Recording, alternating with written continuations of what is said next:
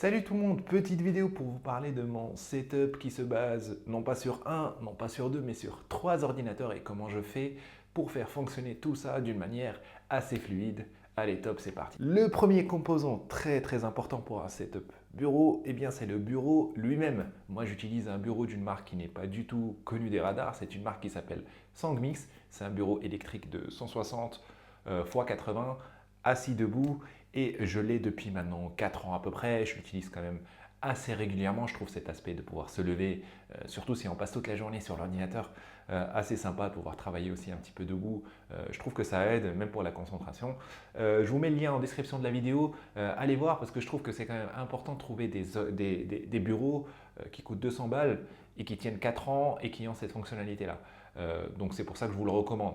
Moi, je n'ai jamais eu aucun souci avec et pourtant j'ai 3 ordinateurs dessus. Pas de problème. Spécificité de mon bureau, c'est que moi, il ne contient que 2 boutons, un bouton pour monter, un bouton pour descendre. Mais les nouvelles versions qu'ils ont sorties cette année déjà coûtent moins cher, mais en plus, ils ont, il me semble, 4 boutons programmables, donc vous allez pouvoir mémoriser des positions. Comme ça, vous allez pouvoir y aller directement. Moi, je suis obligé des fois de tâtonner, même si maintenant, au bout de 4 ans, je connais quand même assez bien. Au-dessus du bureau, j'ai un petit support écran en bois. Pareil, je l'ai acheté une cinquantaine d'euros à peu près. Et je trouve que c'est assez sympa pour pouvoir venir rehausser un peu l'écran. En plus, ça rajoute un effet bois assez stylé. Et en plus, on a un espace de rangement qui vient s'ajouter en dessous de l'écran. C'est quand même assez pratique. Maintenant, les acteurs principaux de mon setup, on commence par le premier ordinateur. Il s'agit du MacBook Pro M1 Pro. J'ai fait une vidéo de présentation de ce MacBook Pro. Moi, j'ai la version 32 Go. C'est le meilleur laptop actuellement, le M1 Pro.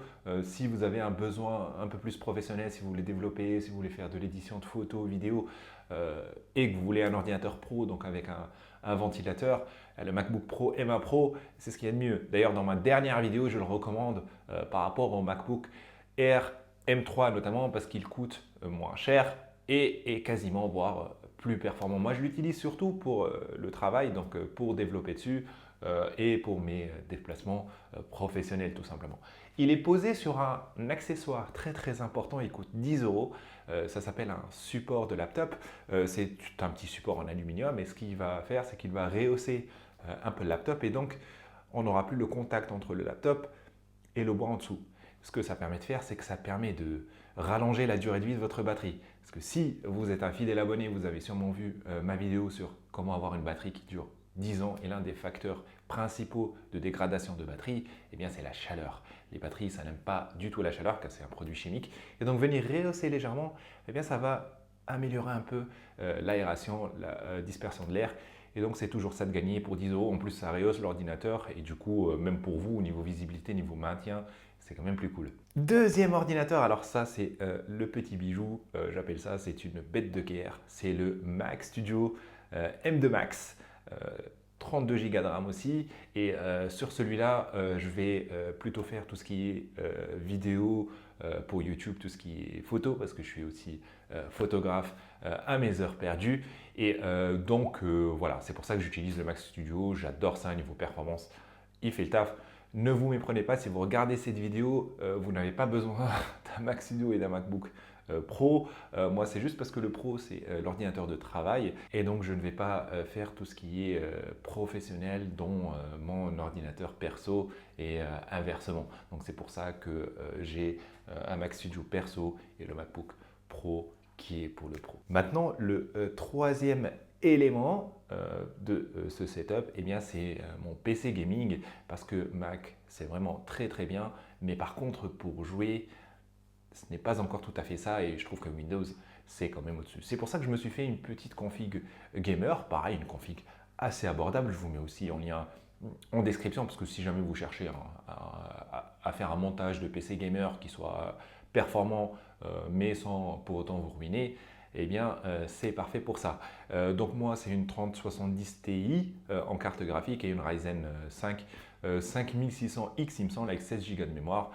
C'est parfait pour faire tourner tous les jeux à 1440p en minimum 60 fps, tous les jeux AAA du marché, donc franchement excellent. Avec le PC, bien évidemment, une petite Manette de Xbox pour moi. Dites-moi en commentaire si vous êtes plutôt manette de Xbox ou PS5. Je réponds à tous vos commentaires. Et bien sûr, pensez à vous abonner car je suis le seul YouTuber français à vous proposer des produits, des revues de produits tech sans vous ruiner. Je trouve que c'est quand même très important. Maintenant, quels sont les composants qui vont permettre à ces trois ordinateurs de fonctionner ensemble sans trop se prendre la tête?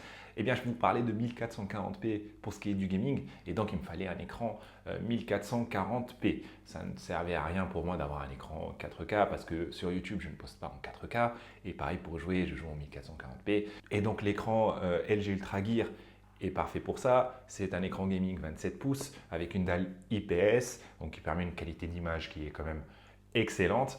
En 1440p, il peut monter jusqu'à 165 Hz, avec NVIDIA G-Sync, enfin, parfait pour jouer, mais surtout, il a deux ports HDMI sur lesquels je vais pouvoir brancher mon Mac Studio ainsi que mon MacBook et un port DisplayPort sur lequel je vais pouvoir brancher mon ordinateur de gaming.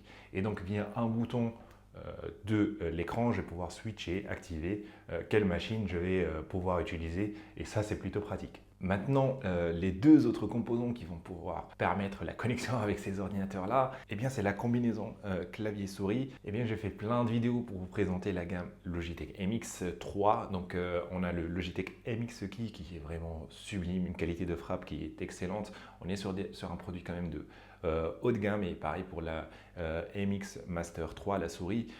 C'est une souris ergo très très agréable. Vous pouvez même l'utiliser tout en la branchant pour la charger, pas comme la Magic Mouse d'Apple par exemple.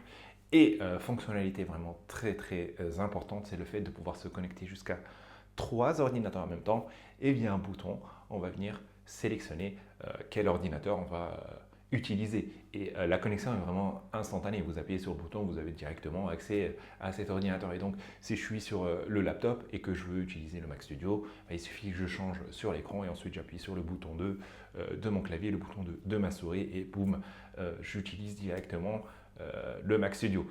Donc, je n'ai pas encore trouvé de façon de faire pour, via un seul bouton, activer tout ça en même temps. Mais bon, je trouve que c'est quand même assez simple. Je m'y suis habitué et ça ne me ralentit pas du tout, du tout. Logitech MX, donc allez voir, c'est vraiment très très bien comme clavier souris. Certes, ça coûte un petit peu plus cher, mais je les ai maintenant depuis 4 ans et franchement, j'en suis hyper satisfait. Mention spéciale pour mon petit ampli de chez Wavemaster que vous voyez derrière. C'est un ampli assez cheap, hein. Je pense que je l'ai acheté pour un peu en dessous de 50 euros. Le son, ce n'est pas le meilleur son du monde, mais je trouve qu'il est quand même assez sympa parce qu'il a ce petit effet un peu bois que je trouve va très bien avec le setup que j'ai parce que j'ai un bureau couleur bois. Et pareil, dernier élément, mais qui est aussi tout aussi important, c'est la chaise ergonomique. Moi, j'ai investi dans une chaise de chez Steelcase. On est sur du haut de gamme quand même, parce que c'est des chaises qui coûtent 800 euros, mais je trouve que c'est important si on passe toute une journée sur un ordinateur. Déjà, le bureau assis debout, ça va aider un petit peu, mais en plus, une chaise avec un bon soutien lombaire et qui va durer, je trouve que c'est important. Et les chaises un peu cheap, généralement, le soutien lombaire, il n'est pas foufou. Les configurations ne sont pas là. En plus, elles ne tiennent pas, ça va commencer à grincer. Et une chaise qui grince toute la journée, on n'aime pas ça. Sinon, vous pouvez investir sur du Herman Miller. L'entrée de gamme de Herman Miller, c'est très bien. Je crois que ça s'appelle Sale ou un truc comme ça. Et il me semble que c'est aux alentours de 500-550 euros. Et vous avez une très bonne chaise Herman Miller que vous pouvez acheter. Vous aurez les mêmes avantages. Voilà pour cette vidéo. N'hésitez pas à mettre un petit like, à vous abonner pour ne pas louper mes prochaines vidéos. Et je vous dis à plus. Prenez soin de vous.